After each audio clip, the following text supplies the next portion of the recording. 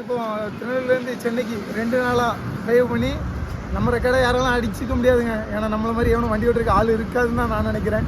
ஏன்னா 2 நாள் ஓட்டிருக்கோம்ல, அப்போ நம்ம பெரிய ஆள் தானே. வந்துட்டோம் சென்னைக்கு. ஒரு ஏரியில் நிற்கிறோம். ஒரு டோல்கேட் எல்லாத்துக்கும் தெரியும், ஒரு ஏரி யாருக்கும் தெரியாது. அதை நான் காட்டிட்டேன். ஒரு ஏரிக்கு மேலே தான் இருக்கேன். நம்ம வாங்க சென்னைக்கு வந்தாச்சு. அதே ஒரு பெரிய ரெக்கார்டு தான் நினைக்கிறேன். ஏன்னா நம்ம வந்து லாங் ட்ரைவ் பண்ணது கிடையாது, இப்போ தான் பண்ணியிருக்கோம் ஃபஸ்ட் டைமு.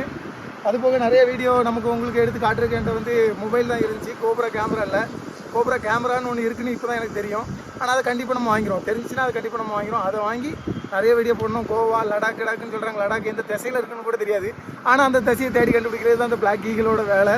கண்டிப்பாக அந்த திசையை கண்டுபிடிச்சி அந்த லடாக்கு எல்லா இளவையும் நம்ம போய் பார்த்துருவோம். அதை உங்களுக்கு நான் காட்டணும்னு ஆசைப்பட்றேன். நீங்கள் லெமன் சப்போர்ட்டை மட்டும் எனக்கு அள்ளித்தாங்க.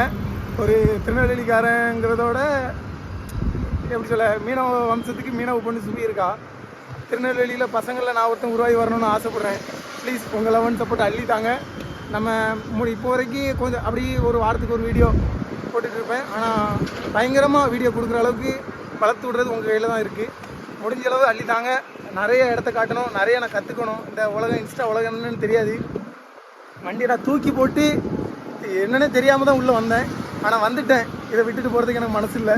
கண்டிப்பாக இதில் நான் ஏதாவது ஒன்று பண்ணணும்னு நினைக்கிறேன், அச்சீவ்மெண்ட் பண்ணணும். கூமாப்பட்டி அளவுக்கு வரலனாலும் ஏதோ ஓரளவாக வருவேன்னு நம்புகிறேன். வாங்க.